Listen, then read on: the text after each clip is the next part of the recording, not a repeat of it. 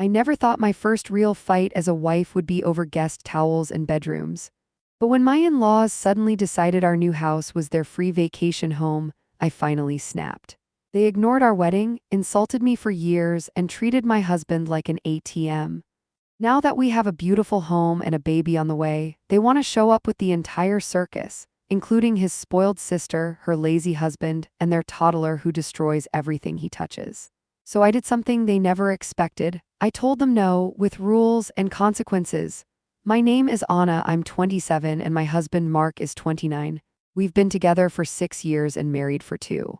We live in the US, far from his home state, because of Mark's job and because, honestly, some distance from his parents was healthy.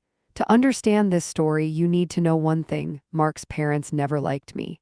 From the start, I was the girl who stole their son. They made zero effort to know me. No calls, no texts, no welcome to the family. When we got married, they refused to help with anything. They didn't offer money, time, or even emotional support.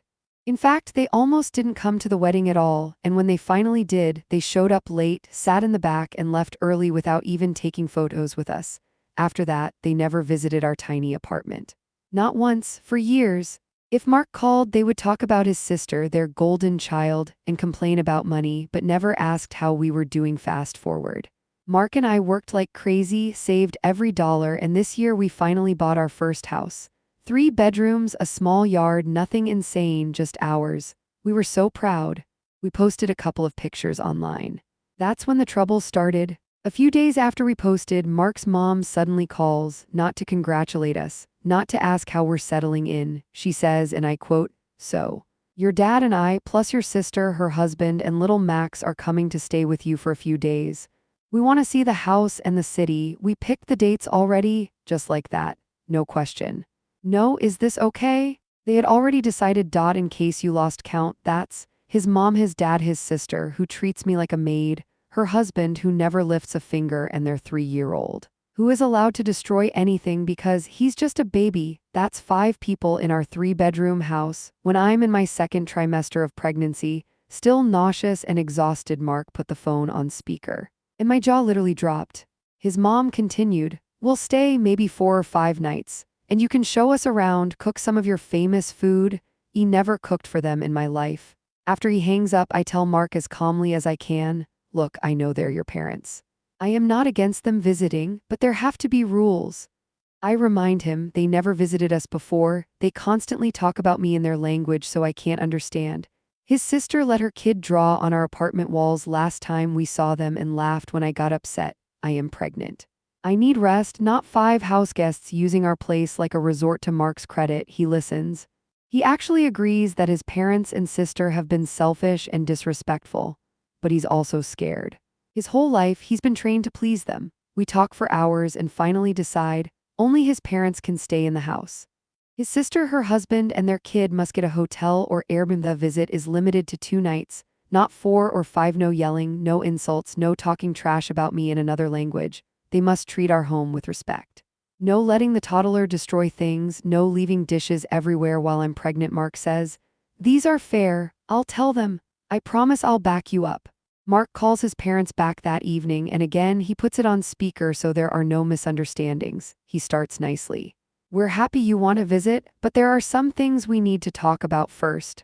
The second he mentions his sister's family staying in a hotel, his mom loses it. "What do you mean a hotel? We are family. We don't stay in hotels, we stay together." Mark tries to explain we don't have enough space and that we want the visit to be comfortable for everyone. She cuts him off. "No, you think you're too good for your family now. Because you have a big house, because of her?" Then she says my name like it's a dirty word. When he mentions the 2-night limit, his dad jumps in. "So we raised you for 18 years and we only get 2 days in your house. Are you serious?" Then comes the real accusation. "Ever since you married her, you changed. She's manipulating you. She doesn't let you see us. She's keeping our grandchild away already." "I'm not even due yet." They start shouting over each other. At one point, his mom says, if she was a good wife, she would want us around to help, not push us into a hotel like strangers. I take a deep breath and whisper, "Hang up if they keep disrespecting us." Mark doesn't hang up, but he finally says something I've been hoping to hear for years. "Mom, Dad, stop. These are my boundaries, not just hers. I'm asking for basic respect. If you can't respect my wife and my home, you can't come. There's a long silence. Then his mom says, then we won't come. Don't expect us to be there when the baby is born either. And she hangs up. For 2 days, it's quiet. Then his sister starts sending long messages. I can't believe you chose your wife over your own family. You're depriving mom and dad of their grandchild. We were so excited to see your new life and you crushed them. Then his mom texts him, hope she is happy now. She finally took you away completely. Enjoy your perfect little family without us. She also starts calling other relatives and twisting the story. She tells them we banned them from visiting. She says I forbade them from seeing the baby. She claims we demanded they stay in a hotel because our house is too good for them. Relatives who never called us suddenly send Mark guilt messages. Maybe just let them come this one time. They're old, they won't be around forever. Family is everything, don't throw them away over some house rules. Not one of them asks what actually happened. No one asks how my pregnancy is going. They only care that his parents' feelings are hurt. Mark is stuck in the middle and one night he breaks down. He says, I feel like a bad son. Everyone is saying I'm being cruel. Maybe we could just let them all come and put up with it for a few days. I look at him and ask, do you want your child's first memory to be chaos and screaming in our house?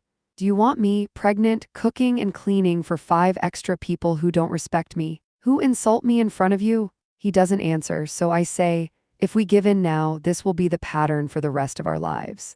Every boundary we set will be cruel. Every no will be you're choosing her over us. Is that the life you want for us and for our baby? He sits in silence for a long time. Then he says, no, I don't, you're right.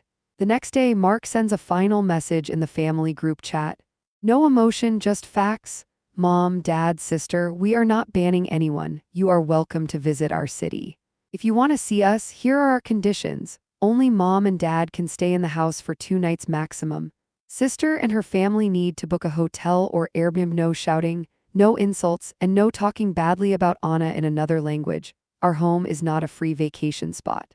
You must respect our space and our time. If you can't agree to these, that's your choice. We will not be changing these boundaries. His sister responds almost immediately, then enjoy life without your real family. Don't come crying when your kid grows up without grandparents. His mom and dad stay silent. Weeks pass. They don't book tickets. They don't apologize. They keep posting passive-aggressive memes about ungrateful children and wives who steal sons. But something amazing happens. Mark stops trying to fix it. Instead of chasing their approval, he starts painting the nursery with me. He spends weekends with me instead of arguing on the phone. He tells me, I finally see it. I've been trying to be a good son to parents who never tried to be good parents to me. We still hope one day they will choose to act like adults and meet us halfway.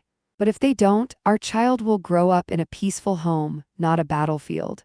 If standing up for your partner and your unborn child makes you the villain in your parents' story, then maybe you were never the hero they deserved in the first place. Sometimes setting boundaries doesn't break a family. It just shows you who was really willing to be family in the first place.